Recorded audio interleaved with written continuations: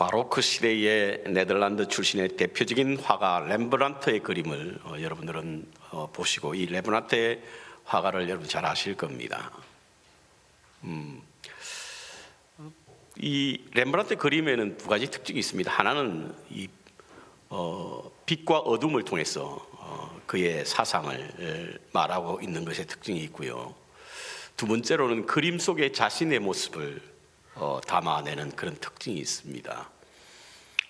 여러분 보시기에 제일 오른쪽에 있는 그림, 저 오른쪽에 있는 그림이 십자가의 내리심이라고 하는 그림인데요. 거기에 상세히 좀 꼼꼼히 들여다보면 그 옆에 있는 사람 중에 이 화가가 쓴 모자 있지 않습니까? 그 모자를 쓴 한 사람이 등장하는데 그게 바로 본인이라는 거예요. 자기라는 것입니다. 그리고 그 중간에 나오는 저 그림은 여러분들도 잘 아시는 그 탕자의 비유, 돌아온 탕자에 관한 그림인데 여기에는 탕자가 자신의 모습이었다. 왜냐하면 이 렘브란트는 20, 30대 굉장히 방탕한 삶을 살았던 사람이거든요. 그래서 저 돌아온 탕자를 통해서 자신의 지나온 날을 회심하는 그런 그림을 그렸는데 저 그림이 세계적으로 아주 유명한 그림이 되었죠. 이렇듯 그 그림 속에 자신을 집어넣는 그런 특징이 있는데, 그래서 많은 미술 평론가들은 아마 작가가 그림 속에 자신을 집어넣음으로 말미암아 자신의 실존적인 신앙 고백을 표현하기 위한 것이다 이렇게 말합니다. 성경에 나와 있는 이야기가 남의 이야기가 아니고 그 속에 자신을 집어넣음으로 말미암아 살아있는 실제 존재하는 신앙을 갖기 위해서 이와 같이 그림 속에 자신을 집어넣었다라고 하는 평가를 하고 있습니다. 우리가 정말 신앙이 우리의 실존적이 될 수 있도록, 실적인 것이 될 수 있도록 하기 위해서는 성경 속에서 내 모습을 발견해야 됩니다. 그렇지 않으면 그건 남의 이야기예요. 저 먼 나라 이야기입니다. 나와는 아무 상관없는 것입니다. 그래서 성경 속에서 우리의 자신의 모습을 모습을 발견하는 그런 노력이 있어야 하는데요. 자신의 모습을 발견하지 못하면 묵상은 실패한 겁니다. 저는 지금 사순절을 맞아서 십자가 주변에 있던 사람들을 한번 묵상해 보려고 합니다. 주변에 있던 사람들을 한 사람 한 사람씩 이제 발견하고 그 사람들을 조명함으로 나의 모습을 그곳에 한번 조명해 보기를 원합니다. 그러니까 주변에 있는 사람들을 조명함으로 말미암아 그 속에서 내 모습을 찾는 그런 시간이 되기를 바랍니다. 오늘은 첫 번째 날로 베드로입니다. 베드로는 복음서를 쓴 사람에 따라서 약간 다르게 조명하긴 합니다만 사복음서가 공히 그를 예수님의 제1사도라고 하는 것에 의의를 다는 사람이 하나도 없습니다. 그는 다른 제자들보다 예수님의 지근거리에서 사역을 도왔던 사람이고, 그리고 초대교회에 가장 영향력 있는 사도였습니다. 하지만 그는 가슴 아픈 순간들도 있었죠. 그래서 그의 삶을 한번 조명해 보면 오늘 제목과 같이 칭찬, 배반, 그리고 눈물의 삶이었습니다. 저는 오늘 그를 조명함으로 그 속에서 나의 모습을 발견하기를 원합니다. 먼저 그는 칭찬을 받았던 사람이죠. 마태복음 16장에 보면 예수님께서 제자들을 향하여 너희는 나를 누구라고 하느냐라고 물었을 때 주는 그리스도시요 살아계신 하나님의 아들입니다 라고 하는 신앙의 고백을 했는데, 예수님은 그 신앙의 고백을 듣는 순간 깜짝 놀랐습니다. 이것은 사람의 지혜로 알 수 있는 게 아니라는 거예요. 하나님이 알려주셨을 것이라는 이야기입니다. 하늘의 지혜로 알게 됐을 것이라고 하는 겁니다. 그만큼 칭찬했죠. 그리고는 그의 이름을 베드로라 했고 반석이라 했고 그 위에 교회를 세울 것이다 라고 하는 칭찬을 아끼지 않았던, 그 칭찬을 받았던 사람이 바로 베드로였습니다. 지금 로마에 가면 세계에서 가장 큰 성당이 있죠. 그 성당이 바로 베드로 성당이지 않습니까? 로마 캐톨릭의 일대 초대 교황이 누구냐면 바로 베드로라고 그들은 믿습니다. 아마도 예수님으로부터 그렇게 칭찬을 받았기에 아마 오늘날 교회들은 베드로를, 캐톨릭에서는 베드로를 일대 교황이라 부르고, 그리고 가장 큰 교회를 베드로 성당이라고 칭하나 봅니다. 하지만 그는 그에게 잊고 싶었던 그런 과거가 있습니다. 배반했던 순간들이었죠. 그것은 예수님이 체포되신 후에 한 여종이 예수님의 제자라고 하는 고발에 부인을 했던 사람이었습니다. 심지어 그는 저주하며 예수님을 부인했다고 하지 않습니까? 베드로는요, 갈릴리 사람이었습니다. 유대에서 갈릴리에 방언을 쓰는 사람은요, 금세 그가 갈릴리 출신인 줄 알아요. 그래서 아마 그 여종이 베드로를 향하여 예수님의 제자라고 불렀던 것 같습니다. 하지만 그는 강력하게 부인하며 주님을 배반했습니다. 왠지 모르게 베드로의 모습에 동정이 가는 것은요, 우리의 모습 속에도 베드로의 모습이 보이지 않습니까, 여러분? 우리도 주님의 은혜를 잊고 구원의 기쁨과 감격에 사로잡혀서 주의 일하면서 주님으로부터 칭찬도 받지만 불현듯 찾아온 어떤 시험과 유혹 때문에 주님을 부인하고 배반할 때가 많지 않습니까, 여러분? 그래서 베드로의 모습 속에는 우리의 모습이 조명되는 겁니다. 그렇다면 그토록 인정받았던 그가 예수님을 부인하여 배반하게 되었던 이유가 무엇이었을까? 그 첫 번째로 그는 신념으로 살아왔던 사람이었기 때문이라 보입니다. 베드로가 예수님을 모른다고 부인한 것이 과연 그의 본심이었을까요? 저는 그렇게 보지 않습니다. 만약에 그랬다고 한다면 그는 주님이 주님이 재판을 받으시는 것까지 가지 않았을 겁니다. 다른 제자들처럼 다 멀리 도망을 갔을 것입니다. 하지만 베드로는 주님을 뜨겁게 사랑하고 있었습니다. 이는 예수님의 공생에서도 잘 나타나지 않습니까, 여러분? 그는 누구보다도 주님을 사랑했고 충성했던 사람이었습니다. 그런데요, 그의 사랑과 충성이 바로 신앙에서 비롯된 것이 아니라 그 신념에서 비롯됐다는 거예요. 그것을 알게 하는 내용이 있습니다, 여러분. 그가 신념의 사람이었음을 알게 하는 내용이 곳곳에 있는데요, 누가복음 22장 33절에 보면 주여 내가 주와 함께 오게도 죽는데도 가기를 준비하였나이다, 이렇게 말하고 있고요, 마태복음 26장 33절부터 35절, 마가복음 14장 29절부터 31절에 보면 좀 더 사실적으로 이렇게 표현합니다. 다 주를 버릴지라도 나는 주를 버리지 않겠습니다. 그리고 요한복음 13장 37절에 보면 베드로가 좀 더 확신에 찬 모습으로 말하는데요, 주를 위하여 내 목숨을 버리겠나이다. 왜 이것이 신념의 사람인지 알게 하는 말씀인 줄 아십니까, 여러분? 일반적으로 헬라 어법상 우리와 비슷하게 동사 한 단어에 인칭 주어가 담겨져 있습니다. 예를 들어 이거예요. 간다. 누가 간다는 뜻입니까? 내가 간다는 뜻이거든요. 한다. 누가 하는 겁니까? 내가 한다는 뜻이에요. 그래서 굳이 인칭 주어를 붙이지 않아도 간다, 한다, 지겠다, 버리겠다 이러면 다 내가 하는 겁니다. 그런데 언제 바로 이 인칭 주어가 사용되냐면 바로 그것을 강조하기를 원할 때에, 내가 하는 것을 강조하기 원할 때에 인칭 주어를 사용하는 겁니다. 에고, 내가 한다는 거예요. 내가 주와 함께 오게도 가고 죽는데도 가기를 준비하였나이다. 다 주를 버릴지라도 나는 주를 버리지 않겠습니다. 주를 위하여 내 목숨을 버리겠습니다. 여기다 내가 굳이 붙이지 않아도 되는 인칭 주어인 내 목숨, 이것을 붙인 이유는 바로 나를 강조하기 위한 것입니다. 여기에서 그는 자기의 강한 확신, 자기의 신념, 이것을 드러내 보이고 있다는 사실인 것입니다. 신념의 사람의 특징은요, 자신의 의지를 말하기를 좋아하는 사람입니다. 그래서 나를 많이 주장하는 것이죠. 베드로가 그랬다는 겁니다, 여러분. 우리가 가져야 하는 것은요, 신념이 아니라 신앙입니다, 여러분.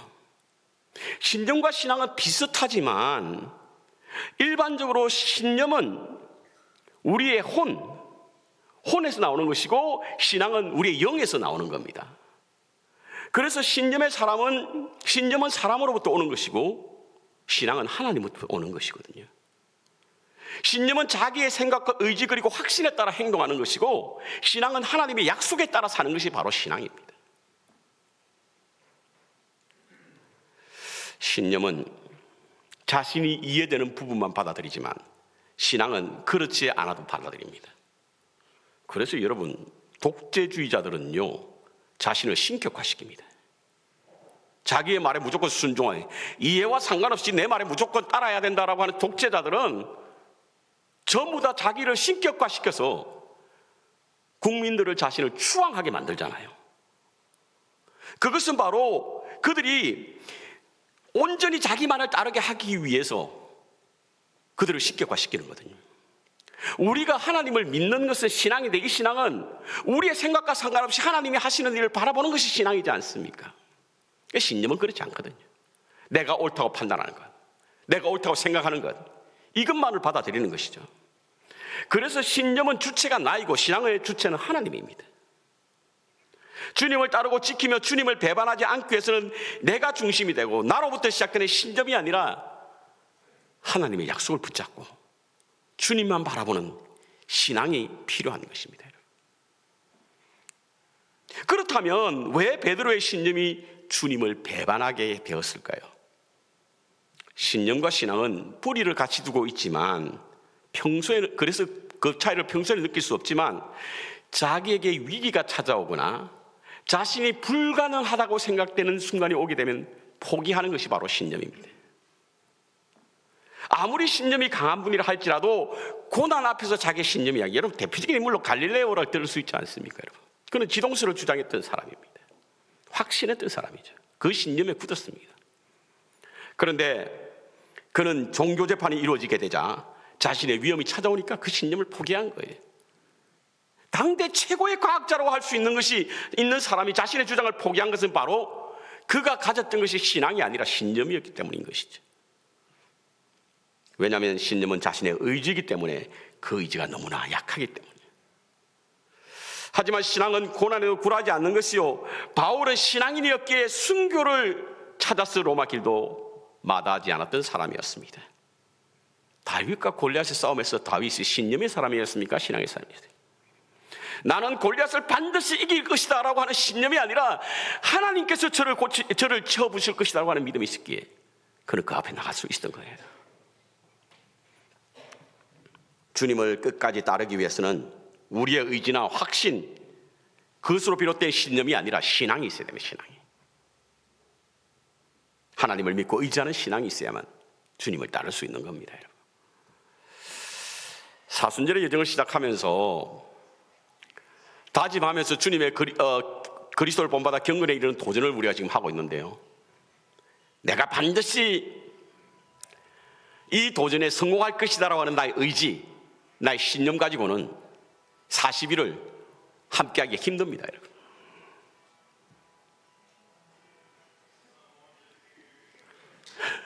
어떤 분이 전화가 켜져 있는지 모르기 때문에 찾아서.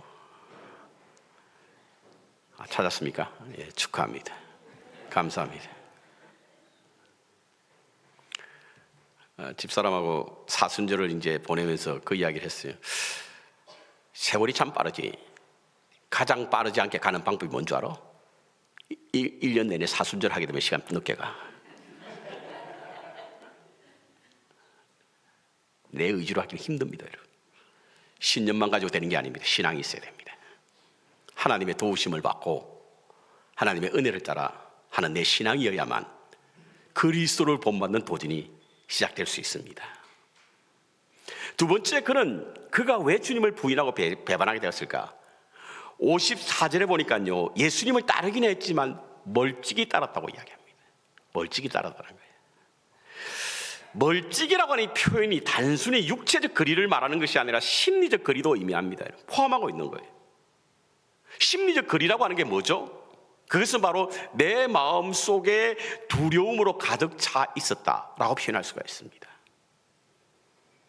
그가 사람들 속에 앉아 있었던 것도 이를 입증해 주고 있습니다. 그는 두려워서 차마 사람들 앞에 나서서 자신이 주님의 제자란 사실을 밝힐 수 있는 용기가 나지 않았던 거예요.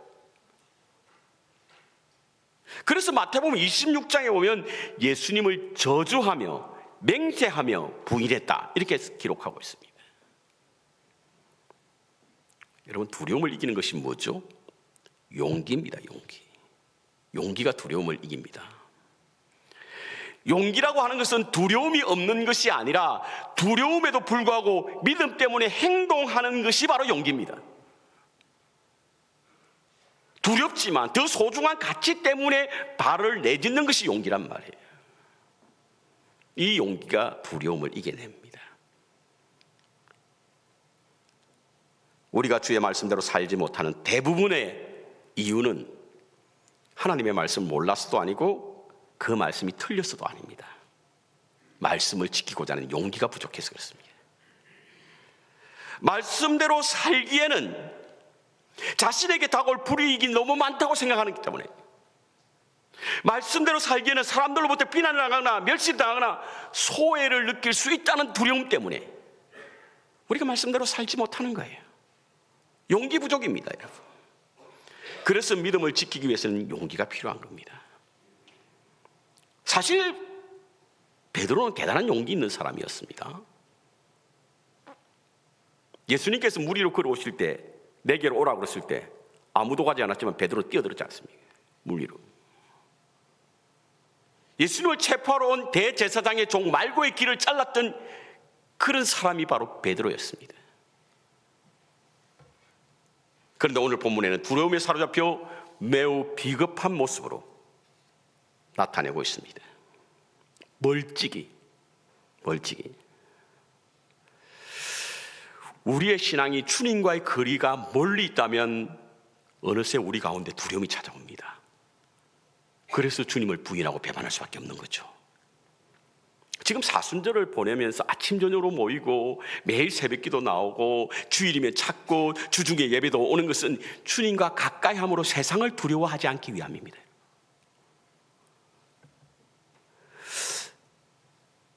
장면이 바뀌어서 사도행전 4장에 보면요, 베드로의 용맹스러운 장면이 나옵니다. 어떤 장면이 나오냐면 당시 유대사회에 사법행정 입법권을 가진 산헤드린 공회원이 있습니다.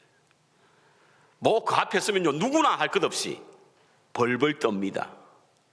절대 권력을 가진 기관이 바로 이 산헤드린 공회원이었기 때문에 그렇습니다. 그런데 베드로는 그 앞에서 당당히 서 있는 거예요. 여러분, 원수가 우리에게 찾아와 우리가 원수를 두려워하면 그 원수는 우리에게 당당해집니다. 그런데 우리가 원수에게 당당하면 그 원수가 우리를 두려워합니다. 이게 원리예요. 상대방이 우리를 두렵게 하는데 우리가 두려워하지 않지 않습니까? 그 상대방이 두려운 거예요. 산헤드린 공회원이 베드로를 붙잡아 놓고 온갖 것으로 협박하는데 베드로가 대단히 당당하게 서 있거든요. 그러니까 산헤드린 공회원이 두려운 거예요. 자기가 뭐가 있나 보다. 그러면서 타협하는 것이죠. 4장 18절에 보니까 베드로와 요한을 불러 경고하여 도무지 예수의 이름으로 말하지도 말고 가르치지도 말라라고 타협하는 거예요. 이전 같으면요 체포하고 고문하고 심지어는 형에 처하고 이랬을 것인데 너무나 베드로가 당당하니까, 용감하니까 감히 그에게 그를 체포하거나 그를 채찍질하지도 않고 두려워서 타협하는 거죠. 야, 좋아. 내가 놓아줄 테니까 제발 그리스도에 대한 이야기를 하지 말라는 거예요. 이때 베드로가 뭐라고 그랬습니까, 여러분? 19절에 보니까 베드로와 요한이 대답하여 이르되 하나님 앞에서 너의 말을 듣는 것이 하나님의 말씀을 듣는 것보다 옳은가 판단하라. 너의 말을 안 듣겠다는 거예요. 이전에 제사장이 두려워서 벌벌 떨고 마갈 다락방에 숨어지려던 그가 아니었습니다. 왜죠? 성령이 임하고 난 이후에 그는 비겁자에서 용감한 자로 바뀌었습니다. 우리가 언제 용감해지죠?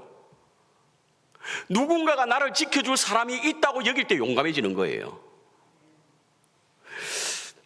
어릴 적에 시골에 가면요 화장실이 안방보다 멀리 바깥에 떨어져 있지 않습니까? 그 아이들이 밤이 되면 화장실을 갈 때 겁이 난단 말이에요. 왜냐하면 옛날부터 우리 할머니에게 이야기를 들었던 귀신 이야기. 왜 귀신은 꼭 화장실에 있는지 잘 모르겠습니다만 못 갑니다. 혼자 가기 두려우니까 어떻게 하죠? 할머니를 깨우는 거예요. 할머니를 깨워서 같이 갑니다. 근데 할머니는 이 마루에 앉아있고 아이들은 화장실에 있습니다. 아이들이 화장실에서 뭐라 그래요? 꼭 묻는 질문이 있어요. 할머니 거기 있죠? 할머니 거기 있죠? 질문하죠. 왜죠? 누군가 옆에 있다라고 하는 것이 우리의 두려움을 이기기 때문입니다. 사실은 할머니가 무슨 힘이 있어요? 귀신 나오면 할머니가 먼저 도망갈 텐데. 그런데도 누군가 자기를 지켜주는 사람이 있다고 할 때에 그때 사람은 용감해지는 거예요. 오늘 본문에 베드로가 멀찍이 있었다고 그러잖아요. 만약 주님과 가까이 있으면 어떻게 됐을까요? 우리는 모두 다 질그릇 같은 인생들입니다. 그래서 잘 깨어지고 부서집니다. 미풍에도 흔들리고 풀잎처럼 넘어지는 것이 우리 인생입니다. 하지만 우리가 용기 있는 삶을 살 수 있는 것은 바로 우리 안에 계신 보배로운 예수님이 계시기 때문인 줄로 믿습니다. 사방으로 우겨 쌓임을 당해도 쌓이지 않고, 답답한 일을 당해도 낙심하지 않고, 박해를 받아도 버림받지 않으며, 거꾸로 벌떡임을 당해도 망하지 않는 것은 내 안에 보배로우신 예수님이 있기 때문이라고 사도 바울 선생은 고백하고 있습니다. 유기성 목사님이 쓴 서로 사랑하라는 책에 보면 이런 이야기가 나옵니다. 이 목사님이 한 번은 아프리카로 여행을 갔는데요. 사파리 여행을 하는데 여행을 하다 보니까 작은 새끼 사자 한 마리가 길에 딱 버티고 있더라는 거예요. 그런데 새끼인데도요, 그 포즈가 만만치 않아가지고 그 앞에 서기 굉장히 두렵더라는 겁니다. 누가 저 사자를 이길 수 있을까? 새끼임에도 불구하고, 새끼인데도 가면 꼭 잡아먹혀 죽일 것만 같더라는 거예요. 그런데 큰 사자 같으면 어떡할까? 우리는 그 앞에 벌벌 떨 수밖에 없지 않을까? 생각을 하면서 하나님의 말씀이 생각나시더라는 거예요. 세상이 우는 사자와 같이 입을 벌리고 삼킬 만한 자를 두루 찾아다닌다는 말씀이었어요. 근데도 우리가 세상을 이길 수 있는 힘은 뭐죠? 우리 안에 더 큰 하나님의 사자가 있기 때문이에요. 그들을 능히 이길 수 있는 하나님의 사자가 우리 안에 있기 때문에 우리는 세상을 두려워하지 않고 이길 수 있는 줄로 믿습니다. 그래서 요한복음 15장 5절에 보면 너희가 나를 떠나서는 아무것도 할 수 없다. 야고보서 4장 8절에 보면 하나님을 가까이 하라, 그리하면 너희를 가까이 하시리라. 베드로가 결국 주님을 부인하고 배반했던 이유는 멀찍이 있었기 때문에, 세상과 맞서 싸워 이길 수 있는 길은 주님과 가까이 하는 길인 줄로 믿습니다. 부인하지 아니하고, 마지막으로 그는 기회를 놓쳤기 때문입니다. 기회를. 베드로는 주님을 몇 번 부인했다고요? 3번. 저는 꼭 질문하고 제가 먼저 대답을 합니다. 3번 했습니다. 성경에는 이 3번이라는 단어가 참 많이 나옵니다. 3번은요, 3번이라고 하는 의미는 할 수 있는 모든 일을 다 했다라고 하는 의미의 3번입니다. 예를 들어서 유대인들은 하루에 3번 기도하죠. 그리스도인들도 마찬가지였습니다. 예수님이 겟세마네 동산에 기도할 때 몇 번 했다고요? 3번 하신 거예요. 바울이 자신이 가진 질병 낫기를 기도할 때 몇 번 했다고요? 3번 했습니다. 디베라 바닷가에서 예수님이 부활하신 후에 베드로를 만났을 때 내가 나를 사랑하네 몇 번 물었다고? 3번 물은 거예요. 성경에는 4번째라고 하는 말이 없습니다. 그 3번이라고 하는 것은 할 수 있는 모든 것을 다 했다라고 하는 뜻인데요, 베드로가 제사장의 집에서 일하는 한 여종이 당신도 예수님의 도장이지 않느냐라고 물었을 때 몇 번 했다고? 3번 했다는 거예요. 3번. 그래서 자기가 할 수 있는 모든 부인을 다 했다는 겁니다. 그런데요, 55절에 보면 세 번째 부인이 있었고, 두 번째 부인이 있었고, 세 번째 부인 하기 그 사이에 1시간쯤, 성경은 왜 이 시간을 밝히고 있을까? 이 시간 밝혀야 괜찮아요. 그냥 세 번째 부인했다 그러면 괜찮습니다. 그런데 1시간쯤 지났으라고 하는 표현을 굳이 하게 되었던 이유는 바로 그는 귀회가 있었다는 겁니다. 자신이 예수님의 제자임을 밝힐 수 있는 기회가 있었다는 거예요. 그의 부인은 다분히 감정적이거나 순간적인 대답이 아니었다는 겁니다. 그에게 찾아온 자신이 주님의 제자라고 할 수 있는 어떤 기회를 그는 놓쳐버린 겁니다. 이것이 결국 주님을 부인하게 되었고 배반하게 되는 결과를 가져오게 되었던 사실입니다. 우리는 사순절 여정을 통해서 그리스도를 본받아 경건에 이르는 훈련을 할 수 있는 기회를 얻었습니다. 근데 이 기회를 놓쳐버릴 때가 있단 말이에요. 자, 그렇다면 그는 배반한 제자로서 역사의 무대에 사라졌는가? 베드로가 그렇지는 않아 보입니다. 제2의 누가복음이라고 할 수 있는 사도행전에 보면요, 초대교회에서 가장 영향력 있는 사도로 인정을 받았고 사역을 마친 사람이 바로 베드로입니다. 사실 베드로의 삶을 보면 여러 정황상 예수님을 부인한 베드로의 삶은 참으로 감내하기 힘든 후유증이 있었던 것으로 보입니다. 안 그렇겠습니까, 여러분? 왜냐하면 그는 부활하신 예수님을 만났지만 차마 그분을 볼 수가 없어요. 왜? 자신이 주님을 부인했고 배반했던 그 생각 때문이었어요. 그래서 그는 요한복음에 보면 주님을 따르는 제자의 신분을 포기하고 자신의 옛 직업인 업으로 다시 돌아갔습니다. 하지만 부활하신 주님이 그를 다시 이렇게 세우시죠.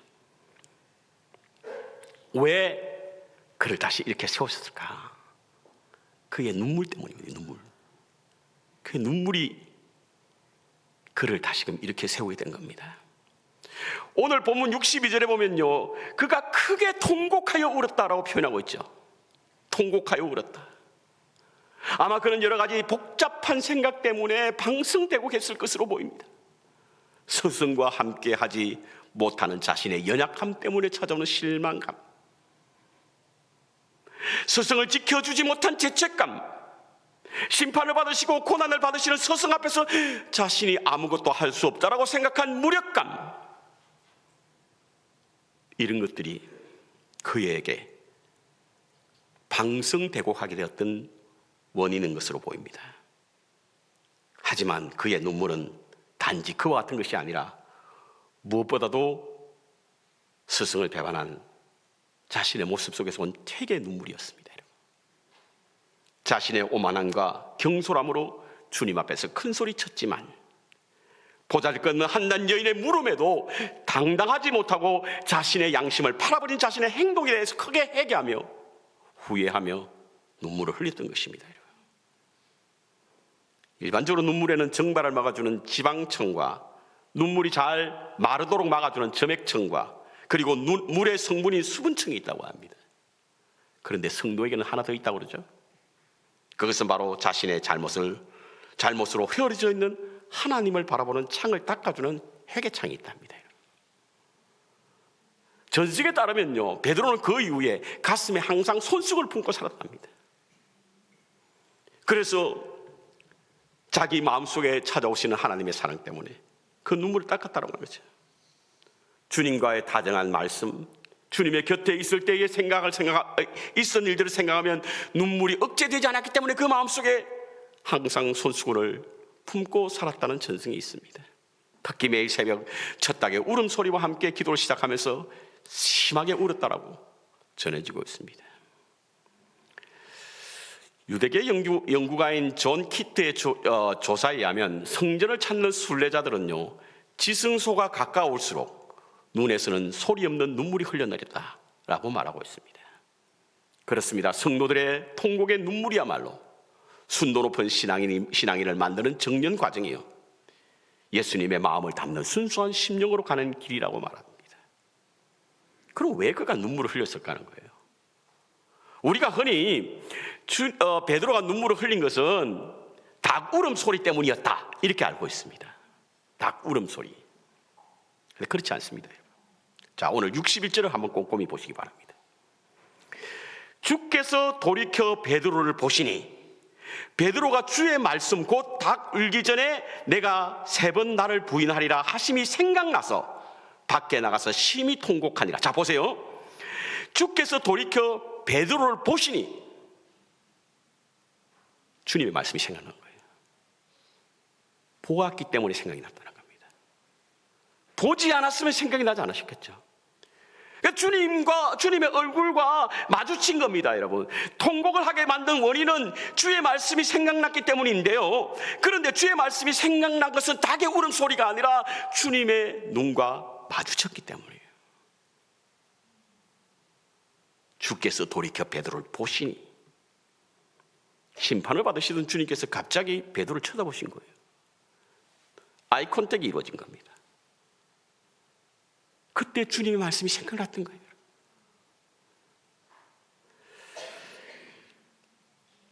예수님의 눈빛이 어떤 눈빛이었을까? 예수님이 베드로를 바라보실 때 그 눈빛이 어떤 눈빛이었을까? 자신을 배반한 수제자에 대한 원망과 한이 서린 싸늘한 눈빛이었을까요? 아마 만일 그랬다고 한다면 베드로는 영원히 회복하기 불가능했을 겁니다. 죽음 앞에 무기력한 절망의 눈빛이었을까요? 그렇다면 그는 영원히 자신을 탓하며 폐인으로 살았을 겁니다. 예수님의 눈빛은 그 눈빛이 아니었습니다. 그것을 알게 하는 것이 바로 보시니라고 하는 헬라어입니다. 엠블레포라고 하는 이 단어는요, M이라고 하는 인이라고 하는 전치사를 말하는 것이고 블레포라고 하는 것은 보다는 뜻입니다. 그런데 엠블레포라고 하는 이 말의 의미는 안쪽을 들여다보다는 뜻이에요. 눈과 눈이 마주쳤지만 눈을 보는 것이 아니라 눈 속에 있는 베드로의 안을 보았다는 겁니다, 여러분. 즉 내면을 본 것이죠. 보긴 보는데 그냥 그 평범하게 보는 C라는 의미가 아니라 look up, look at 혹은 look up이라고 하는 표현을 쓴 겁니다. 주목해서 봤다는 거예요. 주목해서 보는데 눈을 본 것이 아니라 눈 안에 있는 깊은 곳을 봤다는 겁니다. 그래서 이 단어를 해석하는 주석가들은요, 사람의 눈으로 본 것이 아니라 하나님의 눈으로 보았다 이렇게 해석하고 있거든요. 예수님은 자신을 배반한 베드로를 스슬픈 원한의 눈빛으로 보는 것이 아닙니다. 어쩔 수 없는 인간의 나약함을 지닌 존재로 있는 그대로 엠블레포한 것입니다. 그의 내면 깊숙한 곳을 주님은 바라보셨다는 거예요. 이미 내가 예언했듯이 너의 나약함을 내가 잘 안다. 그리고 너의 내면 깊숙한 곳에 있는 나를 향한 애정도 내가 잘 안다. 이와 같은 것을 본 겁니다, 여러분. 엠블레포가 바로 베드로를 향하여 베드로로 하여금 주의 말씀이 생각나게 만들었고, 그래서 바깥에 나가서 그렇게 통곡했던 거예요. 저는 이 말씀을 읽을 때마다, 묵상할 때마다 하나님의 진한 사랑이 느껴져 마음이 울컥울컥할 때가 참 많습니다, 여러분. 베드로 말할 것도 없었겠죠, 여러분. 내 마음을 안다는 겁니다. 내가 왜 배신할 수밖에 없었는지, 내가 왜 부인할 수밖에 없었는지 내 마음도 알고 내 눈물도 보았다는 겁니다. 비록 자신은 배반한 제자였지만 자신과 약속의 채 기억에 사라지기도 전에 고개를 크게 흔들며 심지어 저주하며 부인했던 제자였지만 그에게 조금의 원망의 눈빛도 섭섭함의 눈짓도 하지 않으셨던 주님이 생각하니 베드로가 그렇게 울었던 거예요. 그 눈빛이 오히려 그를 더 크게 잘못을 깨닫게 한 것입니다. 그러므로 베드로의 회개 눈물은 주님의 사랑의 흔적입니다. 그 사랑의 흔적이 그를 배반자에서 동반자로 만든 겁니다. 패배자에서 협력자로 만든 겁니다. 주님의 참된 능력은요, 오병이어나 혹은 물로 포도주를 만든 것이 아닙니다, 여러분. 주님의 참된 능력은, 그러한 표적은 다른 종교도 합니다, 여러분. 다른 종교에도 기적이 일어나지 않습니까? 주님의 참된 능력은요, 짐승만도 못한 우리 인간을 하여금 다시금 시작해 하시는 사랑의 능력이 바로 주님의 능력입니다. 우리는 많은 순간 주님의 가르침을 배반하고 그래서 자기에조차 실망하며 살 때가 많이 있습니다. 그럼에도 우리가 주님 앞에 설 수 있는 것은 우리를 찾으시는 바로 주님의 이해할 수 없는 그 사랑 때문입니다. 우리를 아시는 주님, 마음속 깊은 곳까지 들여보시는 주님, 그래서 척에는 이기시면 우리를 인도하시는 주님이시기에 우리가 주님 앞에 다시금 설 수 있는 줄로 믿습니다.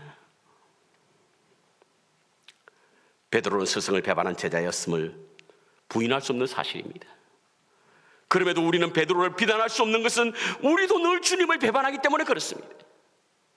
그래서 이 말씀을 들으면 우리도 베드로처럼 차마 주님을 바로 쳐다볼 수 없습니다. 그러나 베드로의 내면을 보시고 우리의 연약함에 동정의 손을 내미셨던 주님이 오늘 우리에게도 용서의 손을 내미시기에 우리는 베드로와 같이 다시 설 수 있는 줄로 믿습니다. 회개란 두 개의 눈을 가지고 있는데 하나는 눈물 고인 눈으로 지난 날을 돌이켜보는 눈이고 다른 하나는 감기게 찬 빛난 눈동자로 미래를 바라보는 눈이라고 말합니다. 베드로는 이 눈물을 흘린 겁니다. 이 눈물이 그의 인생을 깨어나게 한 참으로 고귀하고 값진 것이었습니다. 동시에 그의 미래를 새롭게 여는 눈물이 되었습니다. 저는 매일 배반의 삶을 살아가는 우리의 눈에 이와 같은 눈물이 고여 있어야 할 줄로 믿습니다. 과거를 끝없이 깨우고 미래를 새롭게 여는 영혼을 꿈꾸는 거룩한 성도의 삶이 되어야 할 줄로 믿습니다. 이번 사순절 기간에 주님을 늘 부인하는 우리를 향하여 내미시는 주님의 사랑의 손을 붙잡으시기를 소원합니다. 주님을 부인했다는 이유로 스스로 실망하고 자신의 연약함에 자책하며 낙심해 있는 우리에게 다가오셔서 돌이키시는 주님, 우리의 마음을 아셔서 위로의 눈길로 다가오시는 그 사랑을 체험하는 그런 귀한 절기가 되시기를 바랍니다. 그래서 다시금 주를 섬기는 성도로서 그리스도를 본받는 인생으로 회복되시고 주를 쫓아가 주님의 거룩한 길벗이 될 수 있는 성도의 삶을 살아가시기를 주님의 이름으로 축원합니다.